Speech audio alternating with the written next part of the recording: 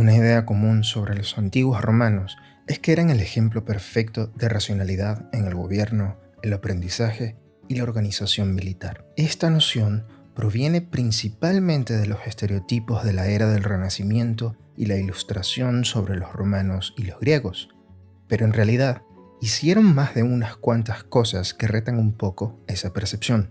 Lo más relevante para el tema que tratamos hoy es que los antiguos romanos mantenían gallinas sagradas a las que dejaban decidir innumerables eventos importantes, ayudando a guiar su civilización y, en última instancia, a moldear la historia de la humanidad. Entonces, ¿cómo una de las civilizaciones más duraderas e ilustres de la humanidad llegó a permitir que el animal que te comes para la cena decidiera legalmente sus asuntos más importantes? Desde el principio monárquico de Roma, cuando tenían un rey, los rituales de adivinación eran fundamentales para el gobierno y la religión.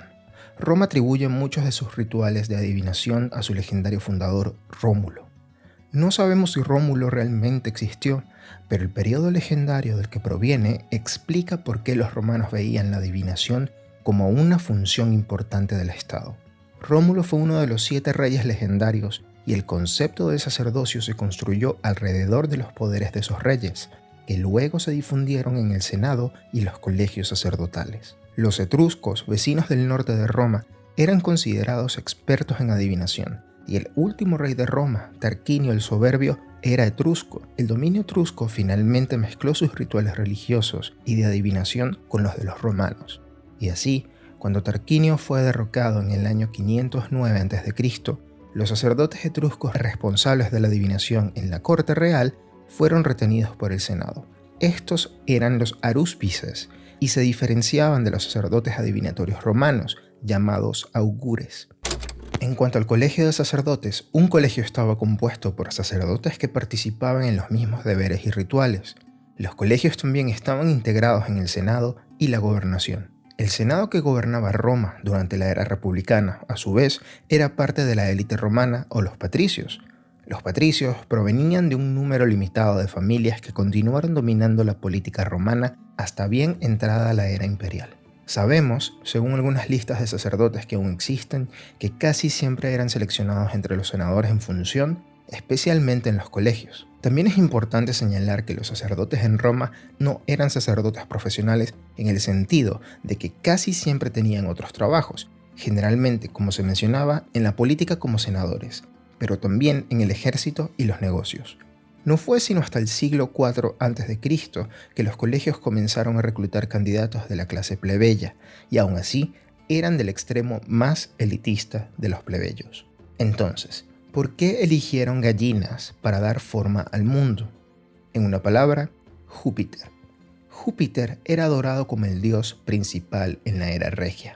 Se consideraba a Rómulo como el primer augur y los augures buscaban señales del apoyo de Júpiter, llamados auspicios, de ahí nuestra palabra moderna auspicioso, que significa propicio para el éxito o un signo de éxito futuro. Dado que Júpiter estaba asociado con el trueno y los cielos, una buena indicación de su voluntad se encontraba en el vuelo de las aves.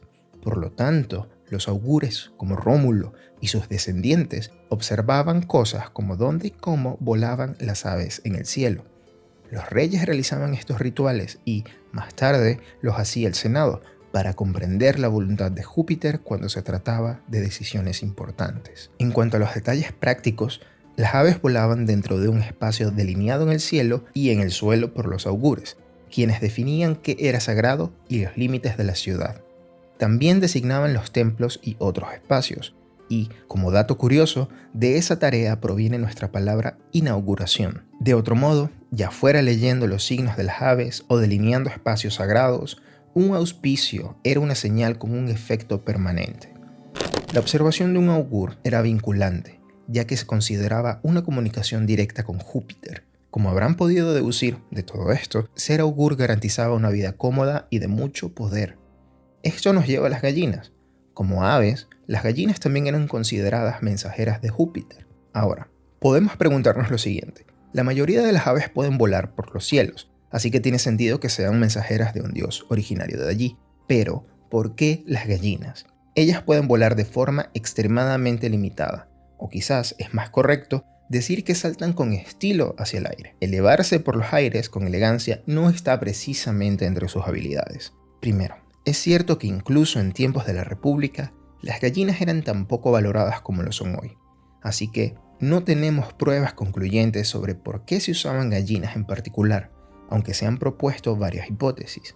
La más destacada es el simple hecho de que las gallinas son más fáciles de cuidar y mantener que otras aves, que podrían necesitar que les cortaran las alas o algo similar para quedarse en un solo lugar. Por lo tanto, usar gallinas podría haber sido una medida práctica, a pesar de que, por naturaleza, eran prácticamente incapaces de volar, lo que les hacía parecer menos sintonizadas con el dios del trueno que sus otros primos voladores. Sea como sea, sabemos que las gallinas eran criadas en templos por los augures. Por supuesto, ahora estamos notando un problema. Si la forma en que volaban las aves y ese tipo de cosas eran la forma de adivinar la voluntad de Júpiter, ¿cómo ayudaban las gallinas? Aunque no volaban, los augures tenían una manera de interpretar la voluntad de Júpiter a través de ellas. Les daban de comer a las gallinas y, según cómo comieran, se leía una señal.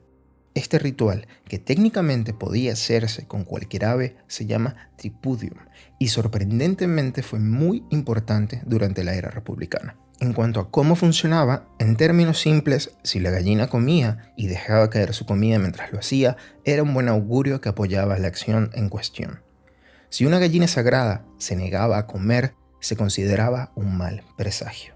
Al principio, el ritual era adivinatorio en el sentido de que se usaba para predecir el futuro. Esto está atestiguado en obras de escritores de la época republicana tardía, como Cicerón, una de nuestras principales fuentes sobre los deberes de los augures y las gallinas sagradas. Para su tiempo, el ritual se usaba para buscar la aprobación de Júpiter antes de llevar a cabo una acción, al menos según Cicerón.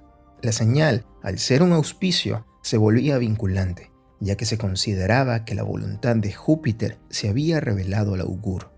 Dada la naturaleza vinculante de las cosas, no es sorprendente que los augures no tuvieran permitido realizar un tripudium sin la autorización de un magistrado. El magistrado era un grupo de funcionarios electos de la clase patricia, y solo ellos podían convocar estos rituales.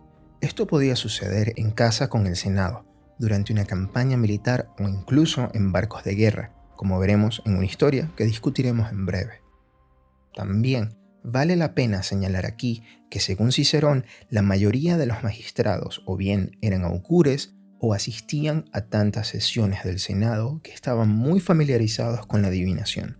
Incluso, si un magistrado nunca había sido un augur, tenía suficiente conocimiento de la práctica como para saber lo que estaba haciendo. En cuanto al ritual en sí, los augures llevaban a cabo los rituales, pero eran asistidos por los pulari, o literalmente los hombres de las gallinas. Los hombres de las gallinas eran los plebeyos que se encargaban de cuidar a las gallinas, alimentarlas como parte del ritual y ayudar al augur a reconocer las señales. Al principio, su papel lo desempeñaban otros augures, pero en algún momento de la transición de la República temprana a la tardía, los augures, sin duda cansados de cuidar aves apestosas y que dejaban excrementos por doquier, delegaron gran parte de sus deberes a plebeyos que se convirtieron en los hombres de las gallinas. A pesar de ser plebeyos, los hombres de las gallinas tenían cierto poder en los rituales, como poder identificar una señal para que el augur lo interpretara. Un pequeño pero importante poder, dado que los rituales religiosos de Roma requerían una ejecución perfecta para ser válidos. Un ritual exitoso, ya fuera la observación de aves o el tripudium, no debía tener interferencias ni otros presagios.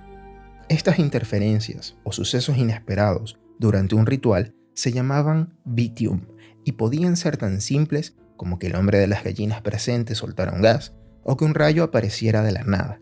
Si no había vitium que interrumpiera el ritual del augur, los auspicios podían identificarse y volverse vinculantes.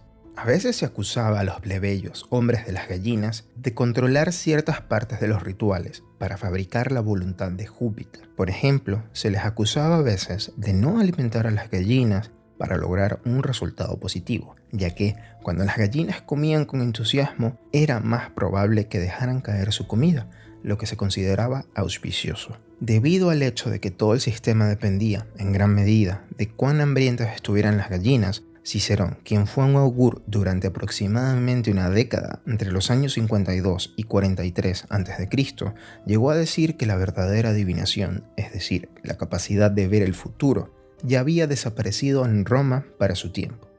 No obstante, durante su época, en los últimos años de la República, hubo un auge de manuales de adivinación y otras ayudas para los augures, aunque muy poco de esa literatura ha sobrevivido, excepto los escritos del propio Cicerón. Claro está, Cicerón es conocido por haber estado muy orgulloso de su posición como augur a pesar de sus quejas, y tenía su propia agenda con respecto a la adivinación y el papel del augur. Como con muchas cosas de la antigua Roma, dependemos de una fuente incompleta o muy sesgada.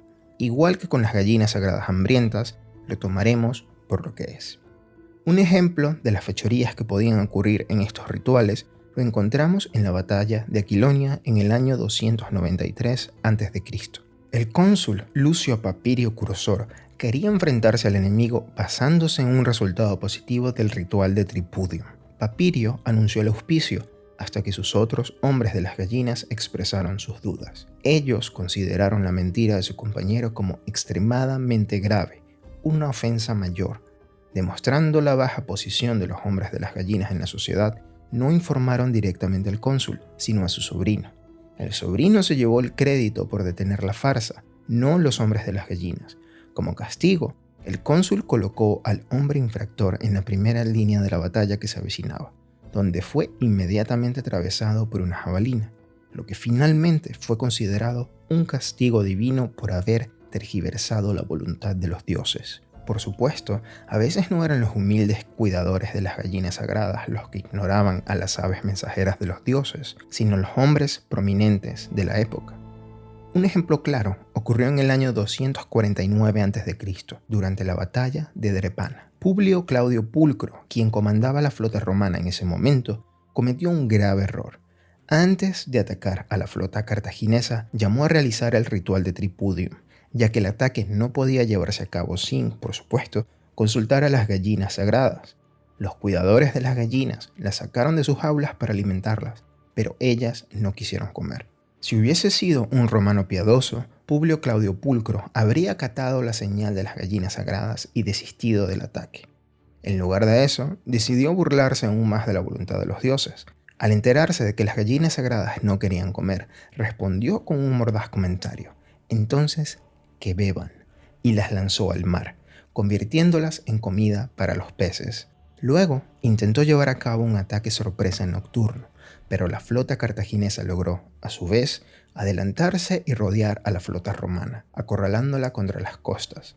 El resultado fue la mayor victoria naval de los cartagineses en toda la guerra, que prácticamente aniquiló a la flota romana. Como consecuencia de esta derrota, Roma no intentó reconstruir su flota durante casi una década, y el acto de Publio Claudio Pulcro se convirtió en un ejemplo emblemático de lo que sucede cuando ignoras a las gallinas sagradas. En cuanto al propio Pulcro, su sacrilegio y la percepción de traición finalmente lo llevaron al exilio, todo porque las gallinas no quisieron comer frente a él esa vez. Por supuesto, todo lo que hemos expuesto no prueba más que, en la antigua Roma, la superstición era más fuerte que el juicio. A estas alturas, quizás nos preguntemos cómo decidían qué gallinas eran sagradas. En resumen, no lo sabemos. Aunque no sabemos si las gallinas nacían sagradas o si se les otorgaba la sacralidad más tarde, lo que sí sabemos es que los romanos no tenían ningún problema en comer aves y sus excreciones uterinas. Por ejemplo, sabemos que los romanos comían tortillas y disfrutaban del pollo en diversas maneras, incluyendo pollo relleno. Incluso se aprobó una ley en el año 161 a.C. para limitar el consumo de aves a una gallina por comida. Además, siempre estaban buscando maneras de engordar mejor a sus pollos, como modificando su alimentación o castrando gallos. Así que, aunque no sepamos cómo elegían a las gallinas sagradas, al menos sabemos que no todas las gallinas lo eran.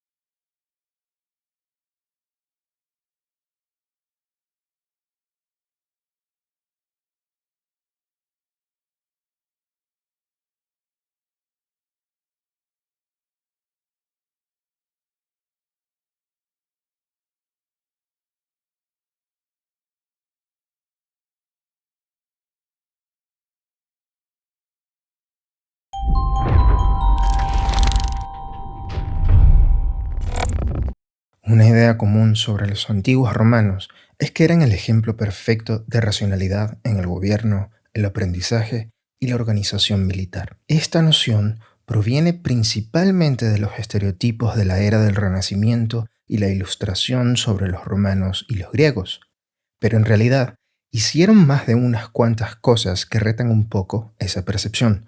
Lo más relevante para el tema que tratamos hoy es que los antiguos romanos mantenían gallinas sagradas a las que dejaban decidir innumerables eventos importantes, ayudando a guiar su civilización y, en última instancia, a moldear la historia de la humanidad. Entonces, ¿cómo una de las civilizaciones más duraderas e ilustres de la humanidad llegó a permitir que el animal que te comes para la cena decidiera legalmente sus asuntos más importantes? Desde el principio monárquico de Roma, cuando tenían un rey, los rituales de adivinación eran fundamentales para el gobierno y la religión.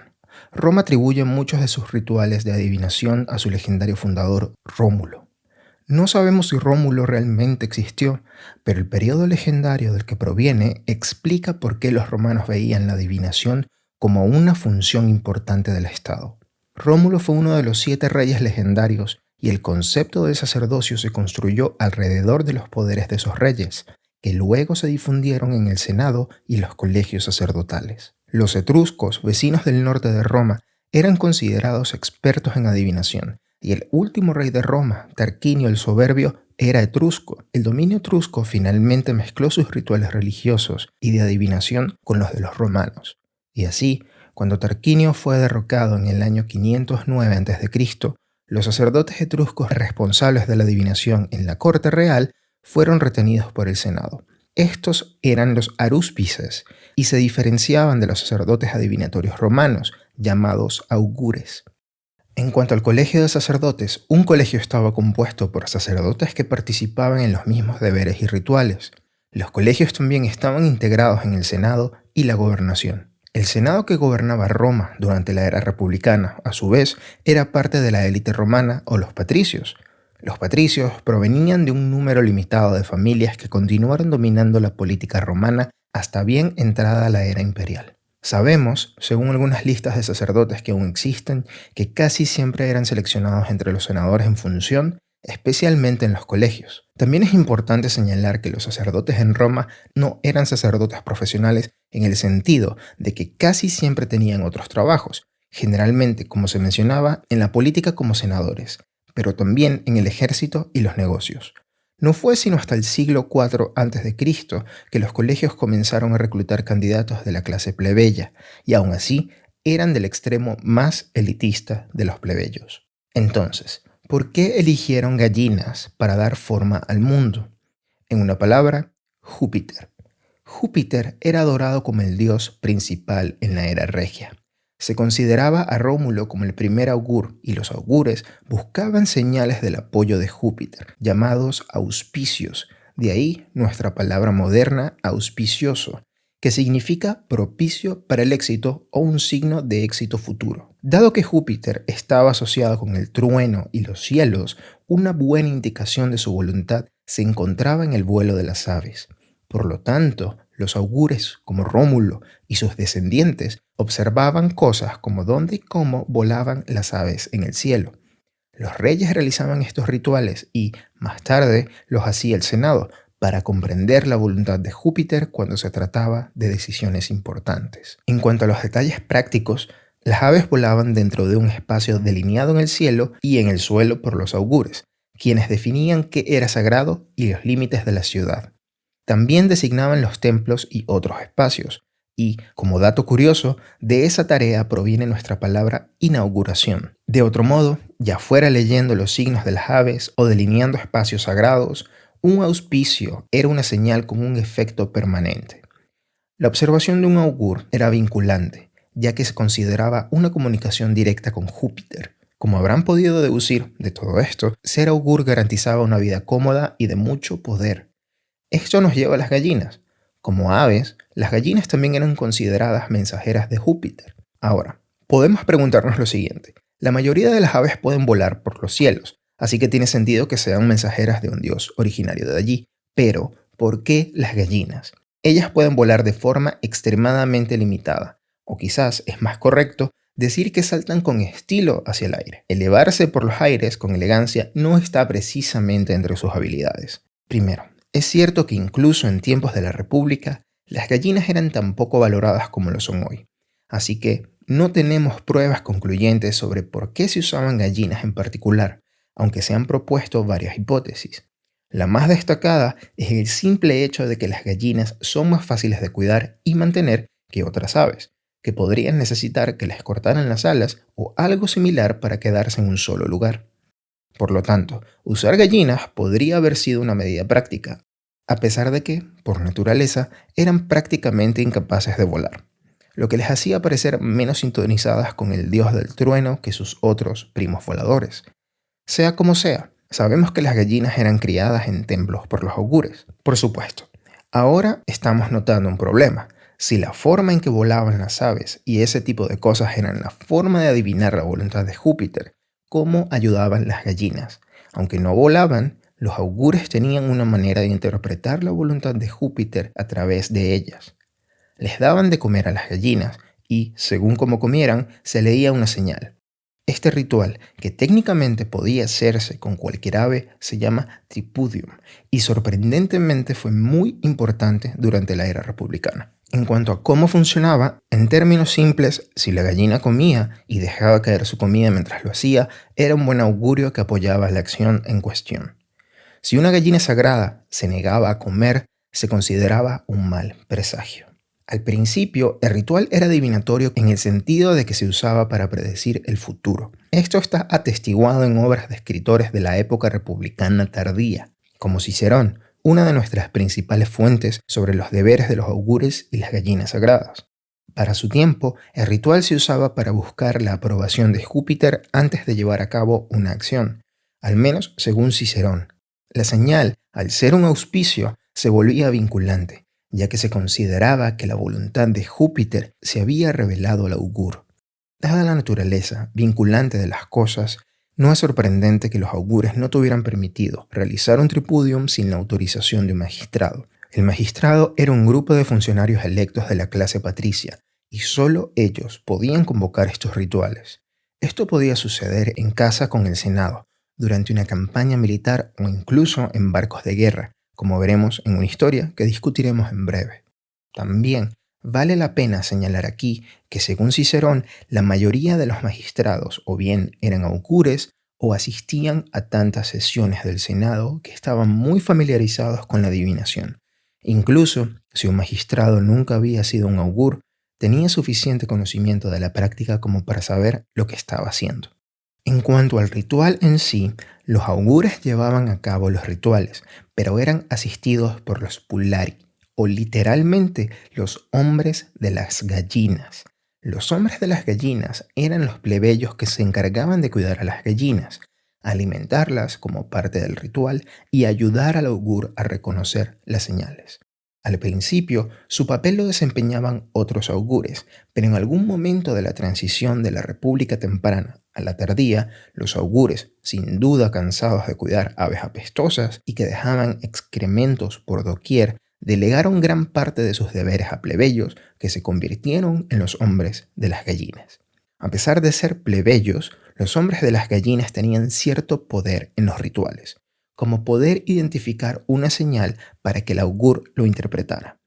Un pequeño pero importante poder, dado que los rituales religiosos de Roma requerían una ejecución perfecta para ser válidos. Un ritual exitoso, ya fuera la observación de aves o el tripudium, no debía tener interferencias ni otros presagios. Estas interferencias o sucesos inesperados durante un ritual se llamaban vitium y podían ser tan simples como que el hombre de las gallinas presente soltara un gas o que un rayo apareciera de la nada. Si no había vitium que interrumpiera el ritual del augur, los auspicios podían identificarse y volverse vinculantes. A veces se acusaba a los plebeyos, hombres de las gallinas, de controlar ciertas partes de los rituales para fabricar la voluntad de Júpiter. Por ejemplo, se les acusaba a veces de no alimentar a las gallinas para lograr un resultado positivo, ya que cuando las gallinas comían con entusiasmo era más probable que dejaran caer su comida, lo que se consideraba auspicioso. Debido al hecho de que todo el sistema dependía, en gran medida, de cuán hambrientas estuvieran las gallinas, Cicerón, quien fue un augur durante aproximadamente una década, entre los años 52 y 43 a.C., llegó a decir que la verdadera adivinación, es decir, la capacidad de ver el futuro, ya había desaparecido en Roma para su tiempo. No obstante, durante su época, en los últimos años de la República, hubo un auge de manuales de adivinación y otras ayudas para los augures, aunque muy poco de esa literatura ha sobrevivido, excepto los escritos del propio Cicerón. Claro está, Cicerón es conocido por haber estado muy orgulloso de su posición como augur a pesar de sus quejas, y tenía su propia agenda con respecto a la adivinación y el papel del augur. Como con muchas cosas de la antigua Roma, dependemos de una fuente incompleta o muy sesgada. Igual que con las gallinas sagradas hambrientas, lo tomaremos por lo que es. Un ejemplo de las fechorías que podían ocurrir en estos rituales lo encontramos en la batalla de Aquilonia en el año 293 a.C. El cónsul Lucio Papirio Cursor quería enfrentarse al enemigo basándose en un resultado positivo del ritual de Tripudium. Papirio anunció el auspicio hasta que sus otros hombres de las gallinas expresaron sus dudas. Ellos consideraron la mentira de su compañero como extremadamente grave, una ofensa mayor. Demostrando la baja posición de los hombres de las gallinas en la sociedad, no informaron directamente al cónsul, sino a su sobrino. El sobrino se llevó el crédito por detener la farsa, no los hombres de las gallinas. Como castigo, el cónsul colocó al hombre infractor en la primera línea de la batalla que se avecinaba, donde fue inmediatamente atravesado por una jabalina, lo que finalmente fue considerado un castigo divino por haber tergiversado la voluntad de los dioses. Por supuesto, a veces no eran los humildes cuidadores de las gallinas sagradas los que ignoraban a las aves mensajeras de los dioses, sino los hombres prominentes de la época. Un ejemplo claro ocurrió en el año 249 a.C., durante la batalla de Drepana. Publio Claudio Pulcro, quien comandaba la flota romana en ese momento, cometió un grave error. Antes de atacar a la flota cartaginesa, llamó a realizar el ritual de Tripudium, ya que el ataque no podía llevarse a cabo sin, por supuesto, consultar a las gallinas sagradas. Los cuidadores de las gallinas las sacaron de sus jaulas para alimentarlas, pero ellas no quisieron comer. Si hubiese sido un romano piadoso, Publio Claudio Pulcro habría acatado la señal de las gallinas sagradas y desistido del ataque. En lugar de eso, decidió burlarse aún más de la voluntad de los dioses. Al enterarse de que las gallinas sagradas no querían comer, respondió con un mordaz comentario: entonces, que beban, y las lanzó al mar, convirtiéndolas en comida para los peces. Luego intentó llevar a cabo un ataque sorpresa nocturno, pero la flota cartaginesa logró, a su vez, adelantarse y rodear a la flota romana, acorralándola contra las costas. El resultado fue la mayor victoria naval de los cartagineses en toda la guerra, que prácticamente aniquiló a la flota romana. Como consecuencia de esta derrota, Roma no intentó reconstruir su flota durante casi una década, y el acto de Publio Claudio Pulcro se convirtió en un ejemplo emblemático de lo que sucede cuando ignoras a las gallinas sagradas. En cuanto al propio Pulcro, su sacrilegio y la percepción de traición finalmente lo llevaron al exilio, todo porque las gallinas no quisieron comer frente a él esa vez. Por supuesto, todo lo que hemos expuesto no prueba más que, en la antigua Roma, la superstición era más fuerte que el juicio. Otros datos. A estas alturas, quizás nos preguntemos cómo decidían qué gallinas eran sagradas. En resumen, no lo sabemos. Aunque no sabemos si las gallinas nacían sagradas o si se les otorgaba la sacralidad más tarde, lo que sí sabemos es que los romanos no tenían ningún problema en comer aves y sus excreciones uterinas. Por ejemplo, sabemos que los romanos comían tortillas y disfrutaban del pollo en diversas maneras, incluyendo pollo relleno. Incluso se aprobó una ley en el año 161 a.C. para limitar el consumo de aves a una gallina por comida. Además, siempre estaban buscando maneras de engordar mejor a sus pollos, como modificando su alimentación o castrando gallos. Así que, aunque no sepamos cómo elegían a las gallinas sagradas, al menos sabemos que no todas las gallinas lo eran.